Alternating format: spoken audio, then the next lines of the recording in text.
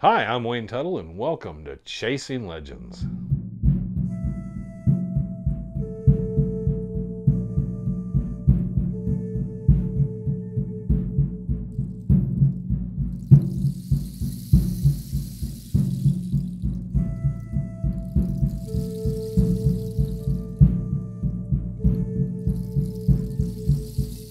Welcome back to Chasing Legends. We're going to get right into it this time, and I'll drop the other stuff that I usually throw in the front end as we go. So this story is going to emanate from the late 30s, early 40s. And everybody loves it when we get into a story, but this is a story that came from a journal of an individual. The participants in this story are basically the primary characters. A gentleman named George Kollenborn. Most everybody remembers it was Tom Kollenborn's dad. I believe at this time they were residing in Christmas, Arizona, and he worked as a mining engineer, and he would spend quite a bit of time from the 20s into the 40s he spent out in the mountains. The second particular individual involved in this is a gentleman named Glenn Ward. Now, he's not related to Bob Ward. He's not related to Hughes Ward from the Barkley Ranch. He was someone that worked with George Kollenborn out at the mines. And George Kollenborn, and Tom even told me this, he said his dad always kind of wondered if Glenn was really who he said he was. I guess he was a good hand. He'd go out in the mountains with him, spend time. He was reliable, but there was always something particular. Glenn died sometime in, I think, the 1950s in a mining accident in San Manuel. Tom tried to find a lot of background information on him. He couldn't. One of the particular things is Tom had a diary or a journal of Glenn Ward's, and Tom and I talked about it quite a bit. And Tom said, "Yeah, one day I'll bring it out and you can go through it." And he said, "There's not much on the trips and the superstitions. It's just miscellaneous things that Glenn Ward wrote." But I always loved the psychology and kind of understanding someone, and maybe something Tom overlooked that I would pick up on and be able to pin down who Glenn Ward was and get him a little more history, even though Tom did plenty good on his own. The third participant in this group was Herman Petrash, who was partners probably for about 8-10 years or so, or even a little longer, with George Kollenborn. I have a number of things that they signed and said they were partnering up and spending, and they spent a lot of time in the mountain. Their particular area of interest for the most part was Needle Canyon, Bluff Springs Mountain, that surrounding area, and parts of LaBarge. But that was their particular area of interest. Now, they had a lot of successful trips into the mountains. They found a lot of artifacts going from the 20s all the way to the 40s. George Kollenborn was of a mind that he didn't believe the Lost Dutchman would be in the Western superstitions, but was puzzling to him as they kept finding artifacts and things that indicated that there had been Mexican mining in the area pre-white Europeans. And that kind of like threw him off as he looked at it. And he said there was an earlier mining groups in there before the late 1850s or early 1860s. So they found enough stuff in there that he said they were actively mining. What were they mining? He just didn't think it was very conducive to gold. But you could even see in his journals where he was talking to some degree about, I'm pretty sure I'm right, but every time I'm sure I'm right and think we need to move to a different area, we find just enough that just completely makes me want to stick in here. Now, while you're here, hit subscribe, hit the notification bell, leave a comment if you want to leave a comment, because you're probably catching on. You see, I did it different this time.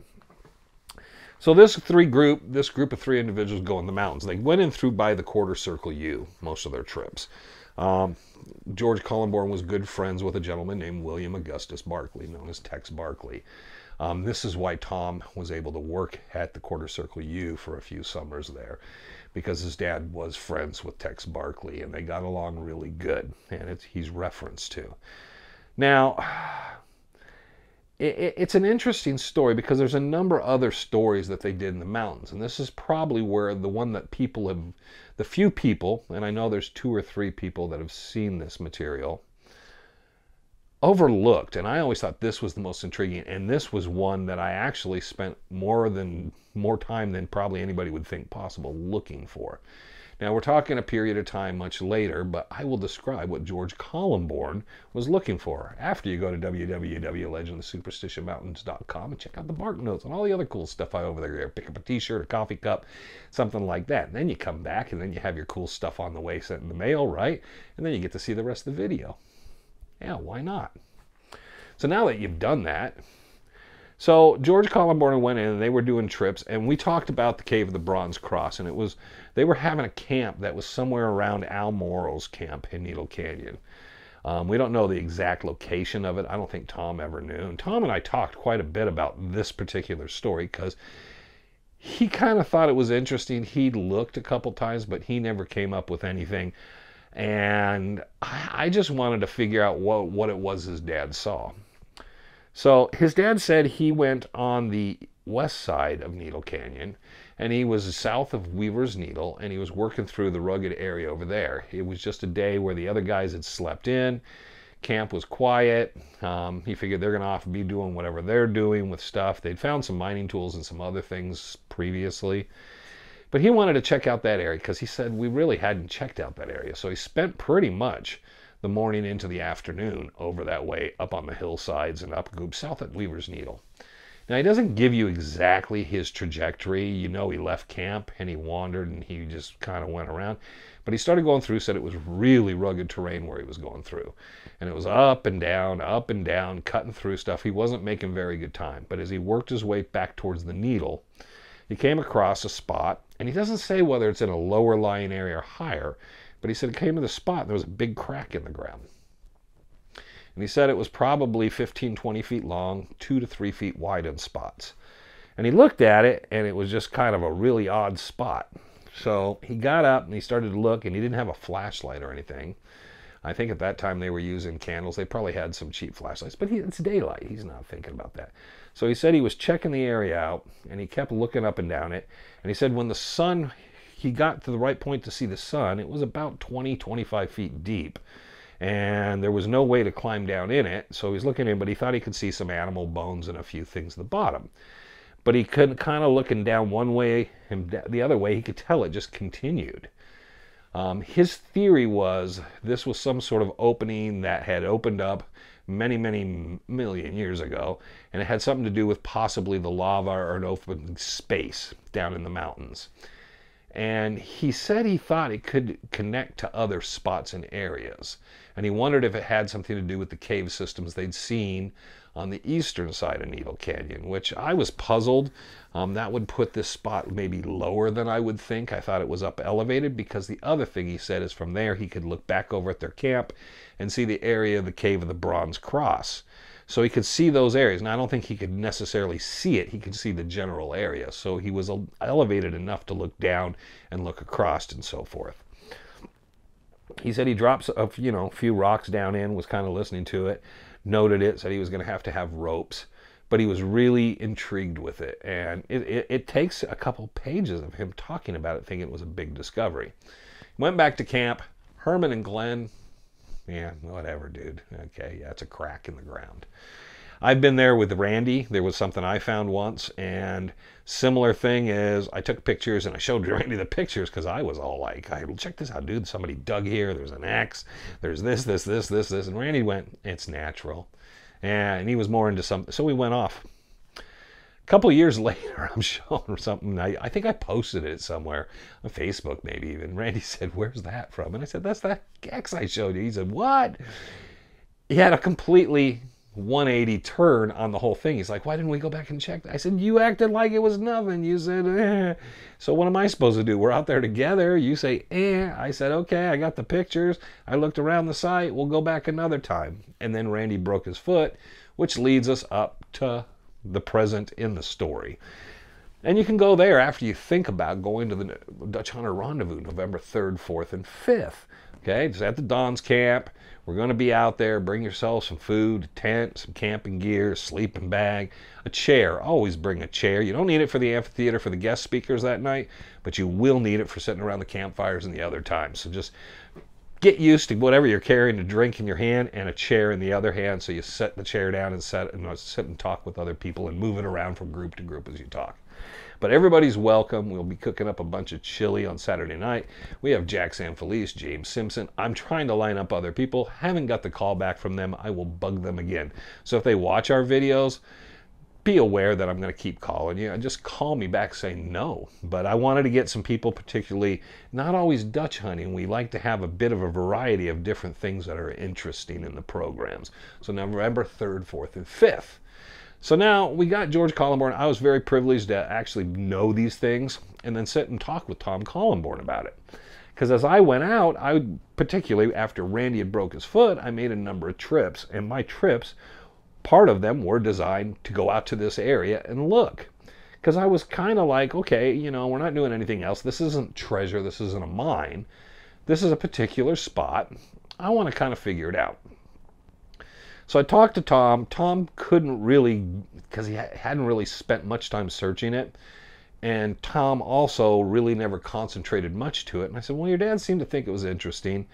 I said, I'm not a geologist or anything, and I don't know what it could be, but it'd be good to get some eyes on it, get some pictures of it, and see what it was. Tom agreed, but he couldn't help, give me much more help than I already had.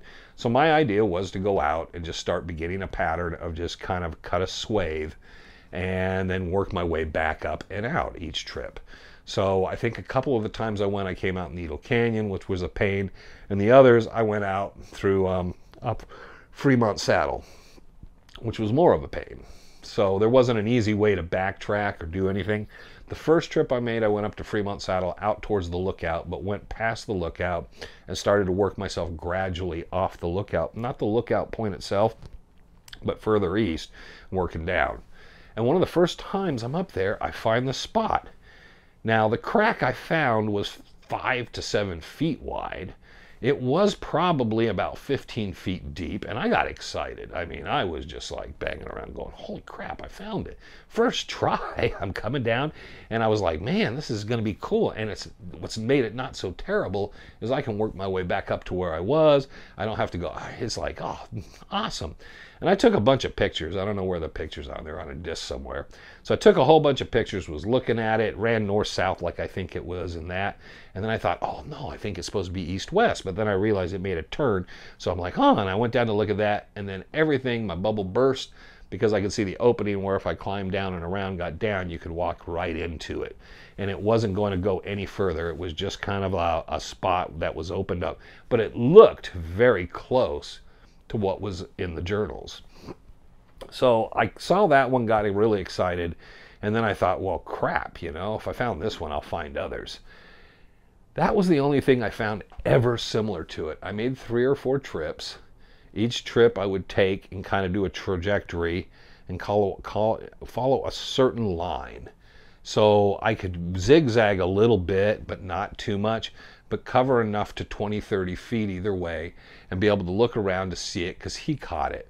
And I tried to keep my eye on where their camp would have been and other landmarks. I knew it was going to be south of the Needle. I knew it was going to be up above, but it might be down lower. And I tried where I thought was the highest elevation spot he could have done it from. And then each trip gradually worked my way down, which is why a couple of the last trips, it was Needle Canyon I went out. And I never came across anything. Now, I'm not saying he made it up because it's a ridiculous story to make up. It's just a long crack in the ground that drops. Now, I've heard a lot of different stories. What brings a story always back and then intrigued me when I first went looking for it is even though it's not on Blacktop Mesa, it has nothing to do with that story. It is similar to the Walter Perrine story, that there was this opening in the ground. They lowered the Apache girl into it. She went down. There was gold bars and stuff back in it. You had to follow it, and there was a little stream. George Kollenborn said he felt these tunnels kind of got carved out, and there was probably, from what he saw, running water ran through them. So to me, it was like the closest thing I ever found to the Walter Perrine story later, and I'd heard of this story, so I thought, wow, it kind of ties in with that. Who knows? And then it's at the same time, no one's ever found it, and it would be kind of cool to locate it, get a sample or two, or just see the natural affinity of it and where it actually goes. So there you go. If you're south of Weaver's Needle, you got nothing else to do. You're like, all these clues are driving me crazy. What do I do? I'm just wasting my time zipping around the mountains. These guys are foolish. The books are full of crap. Well, this is a cool thing to look for because it's a natural formation of some sort. And who knows, maybe somebody, the Apaches, somebody, Jesuits, stuck gold bars down in there. Bring some rope, go out there and look for it. If you find it and it's nothing, just bring a strong flashlight, look in, and then post the GPS coordinates so we can all check it out. It's not something we could probably destroy or anything. It'd be just a cool place for us to check out, verify, and some place that's been lost to us since probably the late 1930s. So there you go. George Kollenborn's Slit in the Ground, or whatever you want to call it, south of Weaver's Needle, up on the east side above Needle Canyon. Very, very cool story. So I hope you go out, and before you leave today, make sure before you go in the mountains and take this trip to look for that, go to www.jacksanfelice.com. Jack has a book, Finding El Dorado. You could get this book, order it through there, or pick it up at the Superstition Mountain Museum, or at the Ghostfield Gold Museum. Put it in your pack. Every time you're frustrated to take a break, you can break out Jack's book and read it. Maybe it'll give you some insight. Maybe it'll make you laugh. Maybe it'll make you just happy to be out there and have a good book to read. Jack appreciate it. We'd appreciate it. Go to our site. You can get a t-shirt. You can have a coffee cup in your backpack. You could be all duded out, man, and everything. And then you can go out there, find this crack, pose with Jack's book, our coffee cup, and our t-shirt with our hat, right? That would be nothing cooler. Do that, we'll post it in. We'll put it up in one of our Chasing Legends videos if you find the damn place. Now that I got everybody doing that and doing my legwork for me, I don't know. Hopefully one of you guys can find it. I'm going to try to make a couple trips to do it still because I know what I covered, and just, it always bugs you. It's like, what about this spot? So maybe there. So there you go, George Kollenborn's story. Glenn Ward and Herman Petrash were off that day. I think once he got back to camp, they were up the other side of Needle Canyon, and he said he found them, and he kind of got a little kind of ticked off, like they were up messing around with something that weren't being secretive with him, and he thought it was sketchy and shady, and all I could think of is you got up before they got up and took off in the mountains the other direction doing your own thing. It's sketchy and shady. Sketchy and shady, both sides of the canyon. Well, there you go. I hope everyone has a great, wonderful week. I hope you enjoyed the story. I hope to see you at the rendezvous. I hope you enjoy Jack's book. I hope everything goes well. So until the next time, remember, I'm Wayne Tuttle. Guess what? You're not. And this was Chasing Legends.